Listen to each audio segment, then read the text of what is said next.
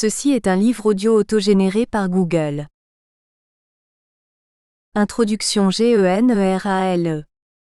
La pâleur de la situation sécuritaire qui caractérise les heures contemporaines du monde, en général, et du continent africain en particulier, interpelle à une prise de conscience collective, laquelle s'illustre par la prolifération de théories irénologiques, la redéfinition et la réappropriation des mécanismes élémentaires et modernes de défense. En résumé, l'univers de la sécurité, en plus d'être diversifié, se change en un vaste laboratoire dont la finalité est la recherche de stratégies appropriées pour contrer, contenir et éradiquer une menace tout azimut. Une série de mutations rythmées par la montée en puissance d'une insécurité qui se veut transfrontalière. Principal vecteur de ce format d'insécurité, le terrorisme tend aujourd'hui, d'une part, à cristalliser et voire contraindre les volontés de la masse dans une psychose générale, et d'autre part, il impulse un modèle de coopération internationale de résilience. Cette dernière s'oriente vers des perspectives sécuritaires plus stabilisatrices que curatives. Elle se manifeste par le biais d'un schéma qui se profile dès la signature de traités bilatéraux, à la création d'organismes à vocation universelle. La dynamique des rapports qu'elle laisse entrevoir vise à maintenir une atmosphère sécuritaire contrôlable.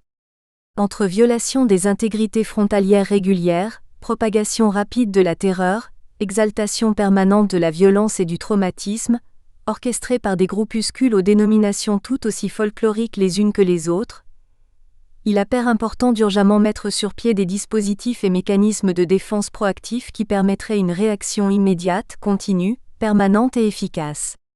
En Afrique, face à ces défis sécuritaires, le droit de poursuite, dans sa dimension terrestre, apparaît comme une alternative non négligeable dans cette dynamique irénologique. Essai de définition. Le 17 mai 2014, s'organise à Paris un sommet sur la situation au Nigeria. Cet événement rassemble autour de la table des débats les chefs d'État français, camerounais, nigériens, béninois, tchadiens et nigérians. Au même moment, le quotidien de la population nigériane est rythmé par des attaques armées du groupe islamiste de Boko Haram dont elle est victime depuis 2009. En effet, le groupe islamiste étend au fil des années son influence au Nigeria en usant de la terreur comme canal d'expression. Alors préoccupés par cette situation, les pays de la région du lac Tchad entendent résoudre le problème avant qu'il ne prenne une plus grande ampleur dans toute la zone. C'est ainsi qu'ils activent une coopération internationale qui exige l'identification d'un ennemi commun, la mutualisation interétatique de moyens et plus encore, la mise en œuvre de mécanismes à la fois politiques et juridiques. De manière plus concrète, il s'initie les prémices d'une extension de compétences interétatiques réciproques, un droit de poursuite terrestre. Notion juridique polysémique, le droit de poursuite existe aussi bien en droit interne qu'en droit international public. Elle renvoie à une réalité de continuité dans l'action répressive. En d'autres termes, il est question d'une pourchasse initiée par des autorités militaires, policières, douanières et côtières à l'encontre d'un quelconque individu qui viole le droit en vigueur. En droit interne, elle fait référence à l'ensemble des actes accomplis par le ministère public, certaines administrations ou la victime d'infractions, dans le but de saisir les juridictions répressives compétentes et d'aboutir à la condamnation du coupable. En d'autres termes, il s'agit d'une procédure pénale ou acte de poursuite. De façon détaillée, elle renvoie à une prérogative conférée à un tiers ou aux forces de l'ordre de poursuivre ou d'intervenir sans titre légal, sur la propriété privée d'une personne afin d'éviter que l'auteur d'une infraction pénale ne s'échappe. Répression pénale ou qu'une personne ne commette un crime ou un délit, prévention. Ce droit est reconnu et applicable sur le plan national, sur la base d'un ensemble de dispositions juridiques intra-étatiques. Il s'agit plus d'un droit pénal dont la finalité est celle de sanctionner des comportements déviants privés, au nom de la société tout entière. De manière plus simple, sa fonction est de qualifier, classifier, prévenir et sanctionner les infractions pénales commises par une personne, qu'elle soit physique ou morale. Il est en ce sens un droit répressif, par opposition au droit civil qui vise à arbitrer des litiges entre particuliers. Dans sa variante interne, elle se présente comme la garante du bon fonctionnement des institutions et des hommes. À une échelle internationale, cette notion prend un tout autre sens. Plus loin, elle implique d'autres paramètres. C'est dire que son existence ne dépend plus seulement d'une considération interne, encore moins d'une définition subjectivo-étatique de la criminalité. Mais à tous ces éléments, se greffent des déterminants tels que les relations interétatiques, une codification universelle de principes juridiques, une nécessité collective et bien d'autres encore. Néanmoins, son encadrement légal est consolidé par le droit international public. Dans ce cadre, le droit de poursuite est, selon Jean Salmon, le droit reconnu à un État côtier de continuer en haute mer, au moyen de ses navires de guerre ou aéronefs militaires ou d'autres navires et aéronefs affectés à un service public et autorisés à cet effet, la poursuite non interrompue d'un navire étranger dont il considère qu'il est en contravention, dans une zone où sa souveraineté ou juridiction, à ses lois et règlements applicables à cette zone, conformément au droit international. Cette définition résume l'existence d'un droit de poursuite aux seules sphères maritimes et aériennes. Elle semble ignorer l'aspect terrestre. Un champ qui se veut aujourd'hui incontournable dans la mise en œuvre de celui-ci, notamment, dans certaines parties du monde comme l'Afrique et le Moyen-Orient. Nicolas Poulantzas le rappelle dans son approche du droit de poursuite. À cet effet, il écrit « The right of haute pursuit may generally be defined as the right of a state to continue the pursuit of wrongdoers outside its territorial waters, be its airspace above its territory and territorial waters, and say its land frontiers or outside areas over which the state has jurisdiction. » Contrairement à la précédente définition, son analyse de la notion présente l'originalité de l'aspect terrestre. Il reconnaît l'existence potentielle d'un droit de poursuite terrestre. Toutefois il précise « If an agreement existe terreon into the territory of another state ». C'est dire qu'il est corollaire d'un encadrement juridique. Dans le cas d'espèce, il s'agit d'un accord international qui régit les rapports entre les États concernés. Ainsi, le droit de poursuite serait une autorisation accordée de manière temporaire ou prolongée, par un État à un autre afin de continuer la pourchasse de l'auteur d'un délit ou crime perpétré dans ses frontières nationales sur son territoire, terre, mer, air. De manière plus simpliste, un État A confère à un autre B le droit de porter atteinte à sa souveraineté pour une durée déterminée dans le but de faire prévaloir le droit. En d'autres termes, il n'est pas question ici de légitime défense ou de représailles, mais d'infractions qui se doivent d'être sanctionnées par les autorités compétentes, notamment celles de l'État vandalisé. En plus de cette fonction répressive, il a aussi des visées à caractère préventif. Sa fonction de prévention cible plus l'aspect psychologique. En effet, le simple fait de savoir qu'il existe une autorité à même d'engager une pourchasse contre des criminels dans l'espace international peut contribuer à dissuader ces derniers. Quelquefois source d'ambiguïté, il tend à se différencier du droit d'extraterritorialité par son immédiateté et sa continuité dans la réaction face à un crime. En plus, il se veut plus temporaire et sporadique, car il est déterminé et enclenché sur la base du rythme des exactions commises. Tandis que le second revêt un caractère permanent. L'essentiel de ce travail s'attardera sur son encadrement et application en droit international. En d'autres termes, il sera question de mettre en évidence les fondements de son application dans un espace défini par des règles internationales, à l'instar des traités, des conventions, mais avant il faut mettre en évidence son adaptation aux différents espaces. Typologie. La protection du territoire national prend en compte les principales composantes frontalières, terre, mer et air. C'est dans ce sillage que le droit international a défini pour chacune de ces dimensions un cadre juridique approprié pour leur défense. Et le droit de poursuite n'en est exsangue. Car il existe pour chaque espace une variante, le droit de poursuite maritime, le droit de poursuite aérien et le droit de poursuite terrestre. Le droit de poursuite maritime. Pour faire le droit, l'homme a toujours pensé la mer avec les yeux de la terre. Ce qui a conduit beaucoup d'hommes à définir un ensemble de codes qui encadrent leur autorité sur ce milieu. Autrefois, la mer était le domaine de tous. Car aucun texte universel, tel que la Convention de Montego Bay, ne concédait une quelconque autorité sur cet espace. Cependant, depuis la Convention de Genève de 1958, il devient possible de soumettre à sa souveraineté une partie de la mer, confère. Convention de Genève sur la mer territoriale, la haute mer et le plateau continental du 29 avril 1958. Il est défini pour chaque État une zone de souveraineté, la mer territoriale et la zone contiguë, et une autre extérieure à cette domination est régie par le droit international, la haute mer. Très vite, il se pose un problème de conflit d'intérêts dans la zone comprise entre la zone contiguë et la haute mer. Ce différend est résolu avec la zone économique exclusive, ZEE, en 1982. Pour J.P. Pancracio, la territorialisation et la patrimonialisation de l'espace marin datent de l'adoption de la Convention de Montego Bay.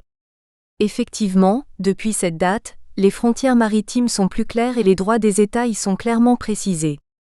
Ce qui permet de distinguer les zones de souveraineté, les eaux intérieures ou eaux nationales et la mer territoriale, les zones de droit souverain, la ZEE et le plateau continental, et la zone internationale, la haute mer.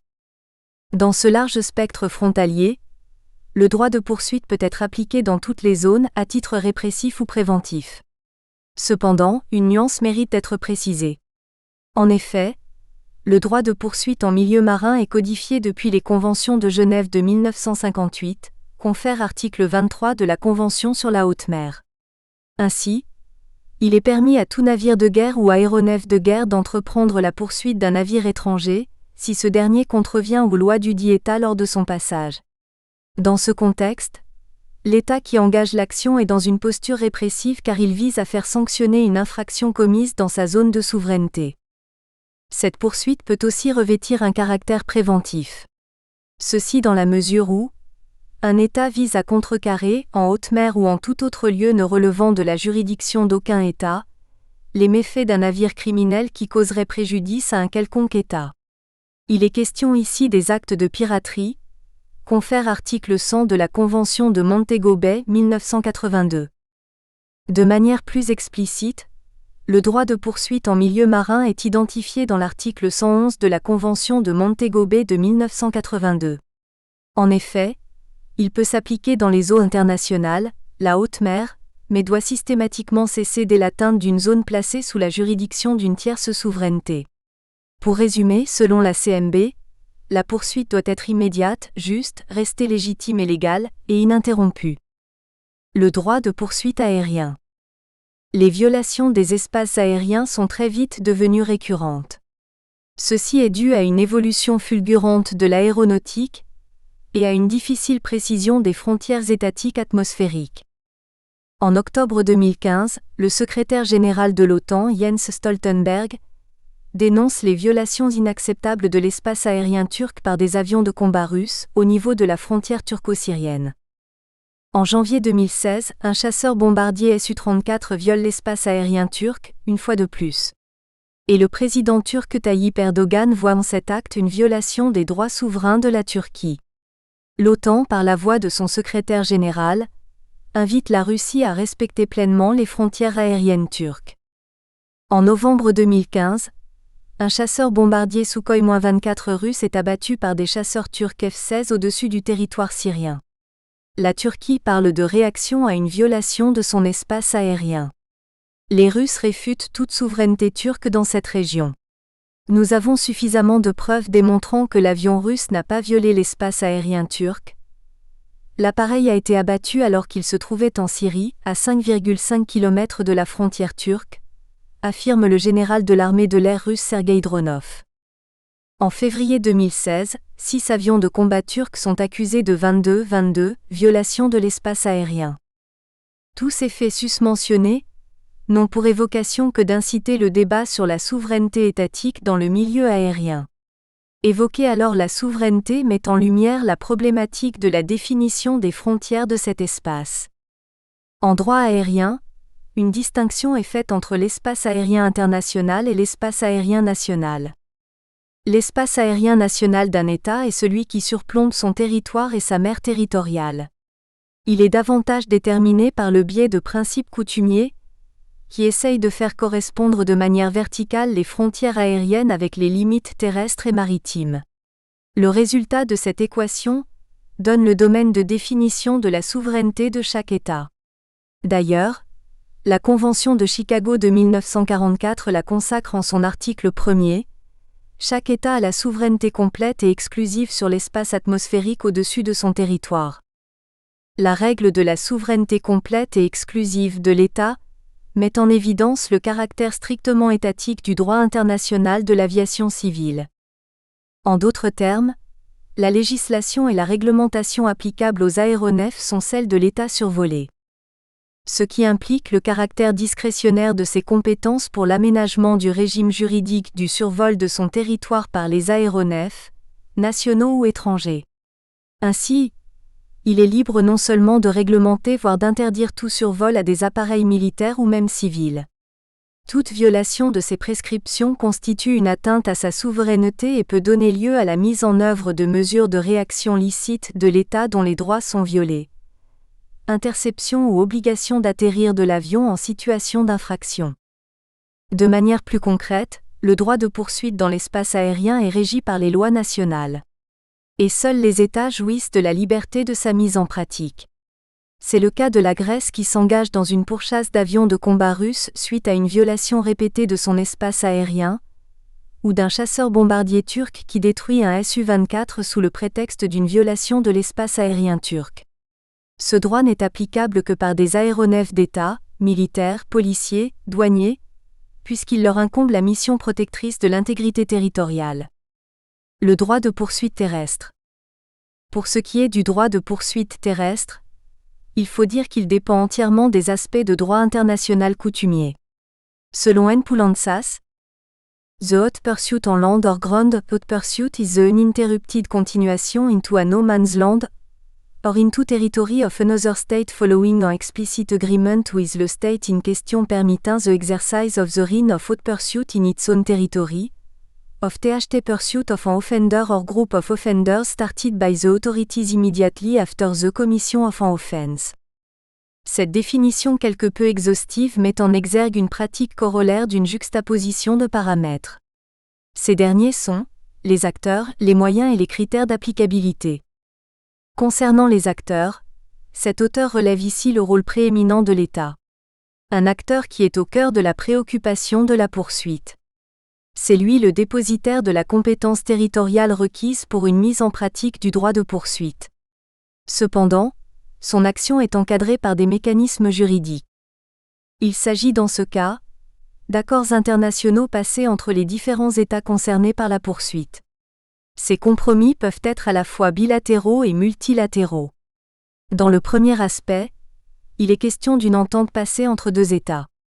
Peut être cité à titre d'exemple le traité entre les États-Unis et le Mexique du 4 juin 1896, qui donne naissance à une lutte collective contre les brigands indiens qui sévissent au niveau de la frontière américano-mexicaine, ou encore le traité frontalier signé entre la Grèce et l'Albanie entre 1946 à 1949 pour mettre fin aux incidents frontaliers liés aux traversées illégales. Le second aspect quant à lui se manifeste au sein des organisations internationales, à l'instar de l'Organisation des Nations Unies, ONU, de l'Organisation du Traité de l'Atlantique Nord, OTAN ou de l'Union africaine UA. La poursuite est souvent régie par un accord soit de défense collective, article 5 du traité de l'OTAN, soit qui autorise la légitime défense, article 51 de la Charte des Nations Unies. Et pour finir, les critères sur lesquels repose un droit de poursuite sont le caractère immédiat de la poursuite et la nature des poursuivants. Comme le mentionne bien N. Poulantzas, dans sa définition, l'action doit commencer immédiatement après la commission de l'offense. En d'autres termes, la réaction doit être prompte vis-à-vis de l'agression subie. Et seules les autorités de l'État concerné par le crime jouissent de la prérogative de poursuite. Par le truchement d'une compétence relative, il revient donc aux États le droit de déterminer la nature des moyens propices à mener une telle entreprise. Actuellement, les procédures d'extradition illustrent des développements du droit de poursuite et de sa capacité à prévenir les failles d'un système judiciaire international. C'est dire qu'il se révèle être un bon moyen de répression, mais aussi de prévention de la criminalité à un niveau multiscalaire. Historique et actualité du principe juridique. Retracer l'origine de cette notion revient à revisiter des fragments de l'histoire des civilisations, à analyser des codifications juridiques antérieures, à essayer de présenter le contexte dans lequel elle est employée. À cette heure consacrée à la lutte contre une insécurité planétaire, le droit de poursuite n'a pas toujours été affilié à de telles fins. Afin de mieux le comprendre, il faut remonter à la période antique romaine, parcourir les fondements du droit byzantin et étudier son évolution conceptuelle dans le monde anglo-saxon. Dans la Rome antique, les Romains accordent une grande importance à leurs institutions et en codifient les principes de fonctionnement.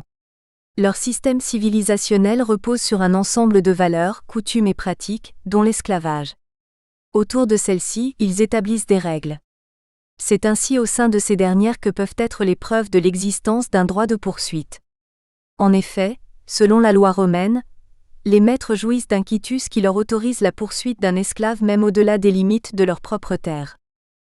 Cet exemple met en évidence les prémices d'une pratique qui autrefois est employée pour garantir la stabilité des finances, car l'esclave est réduit à un bien quelconque qui constitue la fortune du maître. Aussi, est-il important pour la société d'éviter l'émancipation de l'esclave.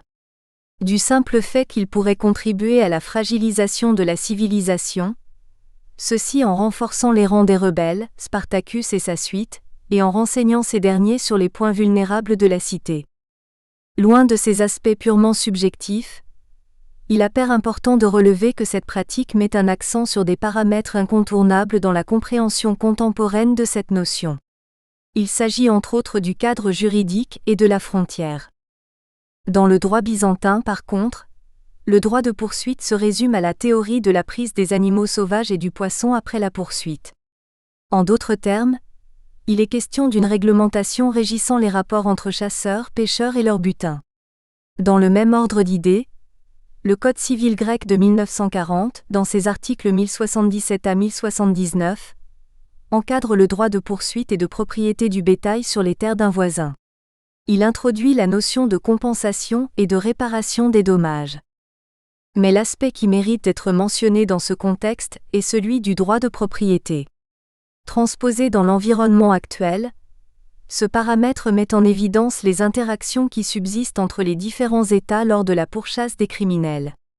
Devant quelle juridiction doivent-ils être présentés ? Un débat qu'alimentent les juridictions américaines et canadiennes. Au XVe siècle, les Anglais s'approprient la pratique à leur tour et la dénomment fresh pursuit ou fresh suit. Pour ces derniers, afin qu'une poursuite soit légitime, elle doit être immédiate, réaction prompte à l'agression, continue, enclenchée dès la commission du forfait et raisonnable, cause juste et autorisation préalable. Au fil du temps, la notion de droit de poursuite ne cesse de se développer et de s'adapter aux différentes mutations des conflits. La doctrine du droit de poursuite gagne du terrain avec les incidents de la guerre froide, l'évolution des techniques de guérilla, les heurts après la Seconde Guerre mondiale et la multiplication des frontières. Tous ces phénomènes participent à la vulgarisation de cette notion, dans la mesure où la prolifération d'attaques, de violations et d'infractions dans un réseau de souveraineté rend difficiles les politiques répressives. Il devient incongru de traverser les frontières d'un autre État, sans y avoir été autorisé. Et les progrès fulgurants de la technologie, notamment dans l'aviation, avions de chasse et drones, ne facilitent guère la réglementation de ces violations territoriales. Sinon, ils contribuent à mettre à l'épreuve les capacités de réaction des États qui y sont confrontés. Il devient donc important de définir et d'identifier les champs autorisés à l'ensemble de la communauté internationale de ceux strictement réservés et régis par des lois internes. Une situation qui nécessite dans ce cadre une analyse des différentes approches de la frontière. Ceci dans l'optique de mieux cerner les enjeux que revêt une potentielle violation pour les puissances. Le vocable frontière apparaît dans la langue française au XIIIe siècle. Il est employé pour définir la limite entre deux territoires placés sous deux autorités distinctes. Mais il faut attendre le XVIIe siècle pour que cette simple notion devienne un objet de droit international. Car, les traités de Westphalie du 25 octobre 1648 donnent naissance à une nouvelle configuration territoriale. C'est l'avènement de l'État. Ce dernier se caractérise par une définition abstraite et concrète de ses limites terrestres. Au fil des années, la frontière s'élargit. Elle tente à ne plus se résumer au seul aspect terrestre, mais aussi prendre en compte les dimensions aériennes et maritimes. Celles-ci sont précisées par le biais de conventions internationales. Il s'agit entre autres de celles de Chicago 1944 et de Montego Bay 1982. En d'autres termes, elle définit le carcan de souveraineté territoriale de chaque État. La mission première d'un État souverain est de veiller à l'intégrité et l'intangibilité de ses frontières. Ce qui semble justifier l'ensemble des moyens humains, militaires, stratégiques, psychologiques, juridiques, que chacun déploie pour y parvenir. C'est l'une des raisons qui suscite le mécontentement de ces États, face à la prolifération des groupes terroristes qui sans cesse fragilisent leur socle territorial. Et l'Afrique ? L'intérêt démontré pour cette partie du monde repose sur sa diversité étatique.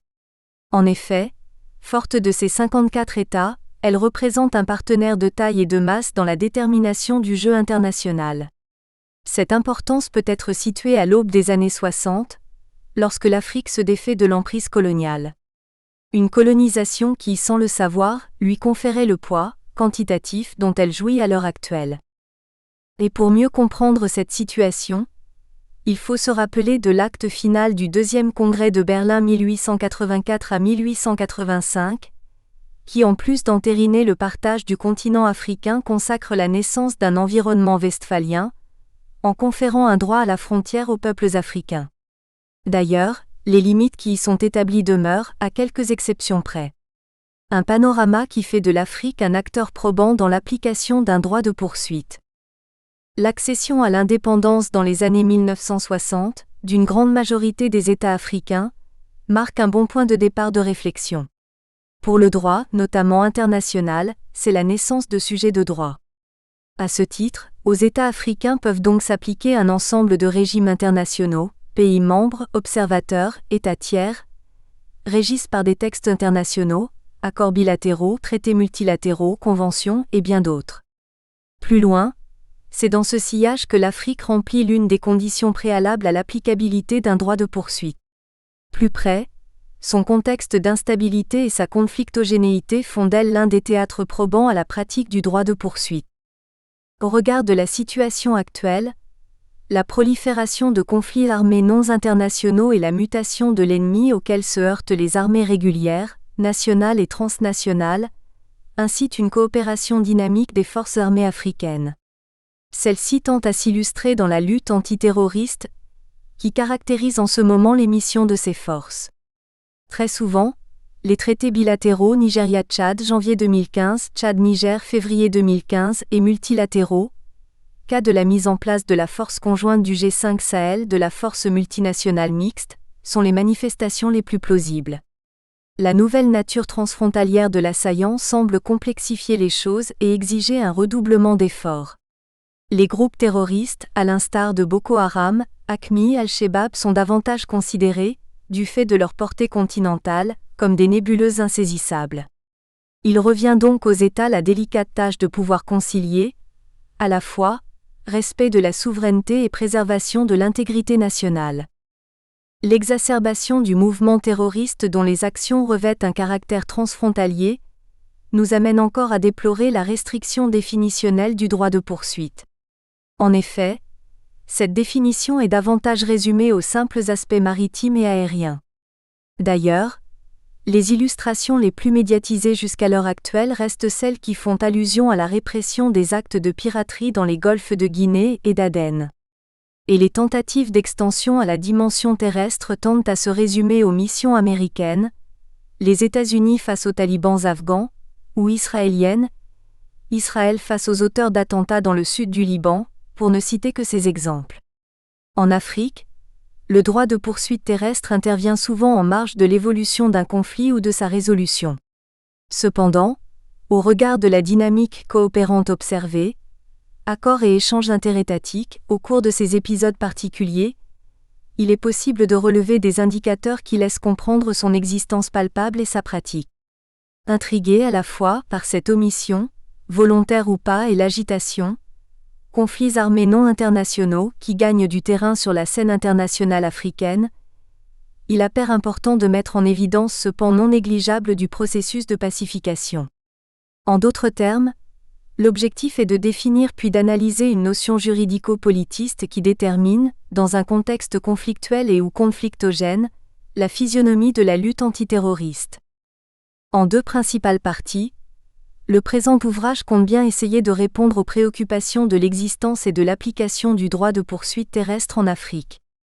Et pour ce faire, dans une première partie, il convient de démontrer la manière dont le droit de poursuite, dans sa dimension terrestre, se manifeste dans les régions africaines en proie à la criminalité. Il sera question d'identifier, premièrement, les différents acteurs. Ces derniers se distinguent des uns et des autres par le rôle qu'ils jouent dans son application. Deuxièmement, il importera d'étudier les accords internationaux signés entre les États africains. Ils sont d'ordre militaire et visent à construire... Nous espérons que vous avez apprécié cet aperçu.